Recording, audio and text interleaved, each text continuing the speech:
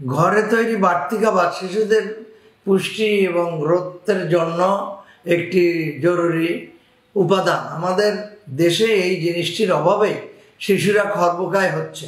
6 মাস পর্যন্ত exclusive breast feeding বা একমাত্র মায়ের দুধ সেবন খাবে শিশু, এইটা ঠিক আছে, তাহলে অসুখ বিসুখ হবে না, গ্রোথ ভালো হবে, মেধা ভালো হবে এবং শরীর স্বাস্থ্য ভালো থাকবে।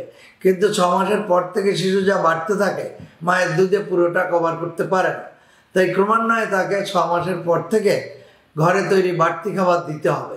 সেই খাবারের ভিতরে ডাল, ডিম, মাছ, মাংস, তরকারি সব কিছুই থাকবে। সমস্ত খাবারের আইটেম যা আমরা খাই সব কিছুই কিন্তু থাকবে এবং বারবার খাওয়াতে হয়।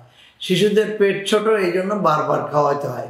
এই জন্য আপনারা 5-6 বার শিশুকে খাওয়াবেন এবং ঘরের তৈরি খাবার তৈরি করবেন। খাবারের ভিতরে ডিম, ডাল, মাছ, তরকারি, তেল এগুলো যেন থাকে।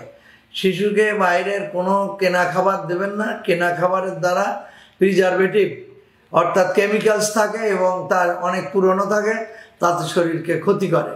সেই জন্য শিশুকে আপনারা সবসময় ঘরের তৈরি ফ্রেশ খাবার দেবেন, বাড়তি খাবার দেবেন মায়ের দুধের পাশাপাশি এবং 2 বছর পর্যন্ত মায়ের দুধ খাওয়াবেন।